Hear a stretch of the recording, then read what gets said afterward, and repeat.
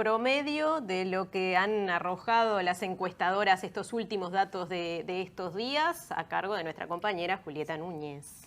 ¿Cómo están, compañeros? ¿Todo bien? Todo bien.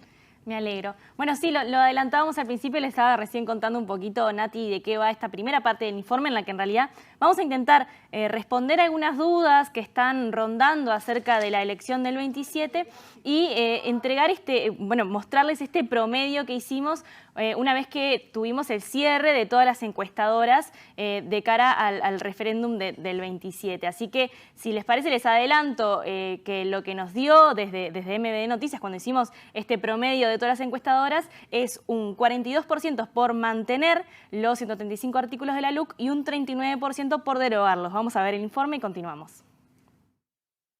En MBD Noticias elaboramos el promedio del resultado de todas las encuestas realizadas por consultoras de cara al referéndum del 27 de marzo, que decidirá la derogación de 135 artículos de la Ley de Urgente Consideración. El promedio de las intenciones de voto de las encuestadoras Factum, Opción, Equipos, Cifra y la Usina de Percepción Ciudadana da como resultado un 42% al no y un 39% al sí. El promedio se complementa con un 2% de votos en blanco, que sumarían al no, un 2% de votos anulados y un 16% de indecisos. Si miramos cada encuestadora, son Opción y Cifra las que le otorgan un mayor porcentaje al no, y la Usina de Percepción Ciudadana la que proyecta el mayor porcentaje para el sí. La que proyecta menores porcentajes, tanto para el sí como para el no, es Equipos Consultores.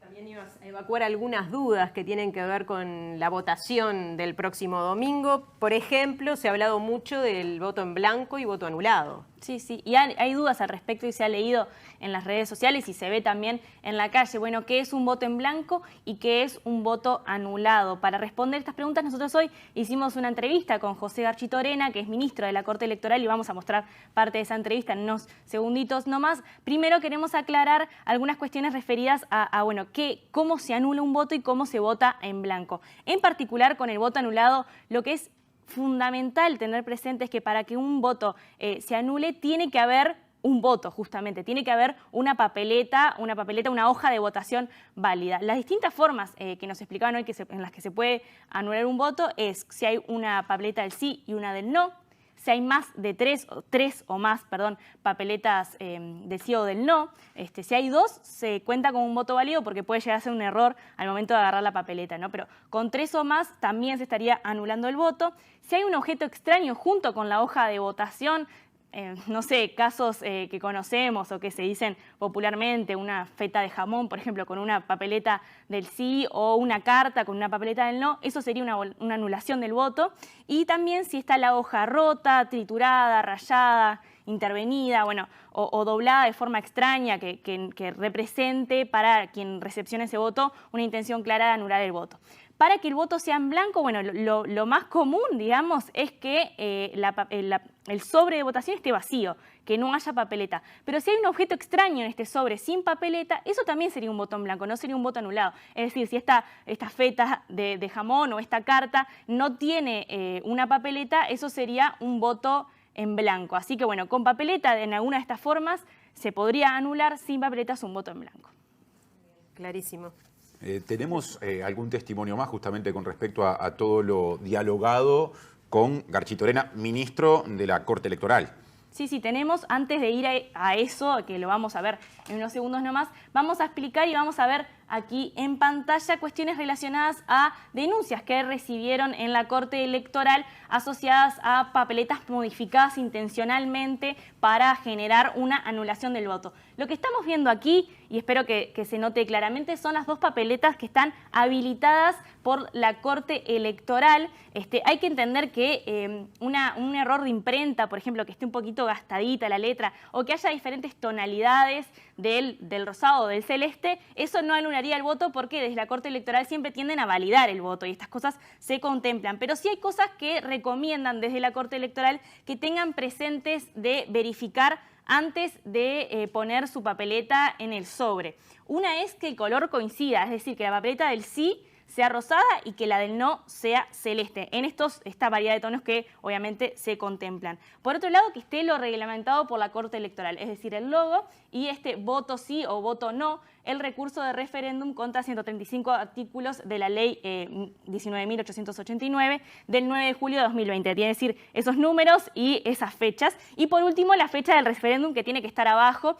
Hay casos en los que aparecen papeletas cortadas, bueno, eso hay que tenerlo presente, y siempre se puede solicitar, obviamente, una papeleta válida, una papeleta que no esté intervenida, si es el caso que así lo ven, o verificar si traen papeletas desde sus hogares, que hayan repartido, que hayan levantado en la calle, bueno, verificar que sean estas que estamos viendo aquí. Ahora sí, lo que vamos a pasar a escuchar es la voz de José Garchitorena, la voz y la imagen del ministro de la Corte Electoral, que explica cómo computan estos votos, que también ha sido otra de las cosas sobre las que se ha debatido en estos días.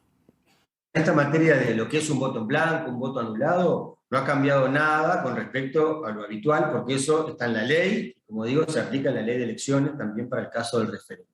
Lo que cambia es el efecto con respecto al resultado del voto en blanco y el voto anulado. Y eso porque la ley que reglamenta el recurso de referéndum, que es del año 1989, el legislador estableció que para el recurso de referéndum se tendrán en cuenta solamente los votos válidos, no los votos anulados. El legislador pudo haber dicho, bueno, el sí para ganar tiene que ser la mitad más uno de los votos emitidos, en cuyo caso se hubiesen tenido en cuenta todos los votos, los válidos y los anulados. Pero no dijo eso. Lo que dijo es que solo se tienen en cuenta los votos válidos. Y voto válido es un voto por sí, un voto por no o un voto en blanco. Entonces, lo que establece la ley es que el sí, para triunfar, tiene que ser la mayoría de los votos válidos. Esto significa que tienen que ser más votos por sí que votos por no y en blanco sumados. El voto anulado, que se escruta, se escritura en las actas correspondientes, en realidad es un voto que no se tiene en cuenta por parte de la Corte Electoral para la proclamación del resultado. O sea que solo se tienen en cuenta los votos válidos. Julieta, también parece haber dudas o consultas sobre los padrones y la obligatoriedad del voto. Así es. Hay dudas sobre esto. Bueno, José fue bastante firme en recalcar que este es un referéndum de voto obligatorio, que tiene casi todas las características de una elección nacional en términos de logística y de movimiento, y también en este sentido de que, bueno, no hay límite de edad, ¿no? Muchas veces se pregunta, bueno, a partir de determinada edad se puede eximir del voto. Bueno, no. Si sos mayor de 18 años y estás en el padrón, tenés que concurrir a votar.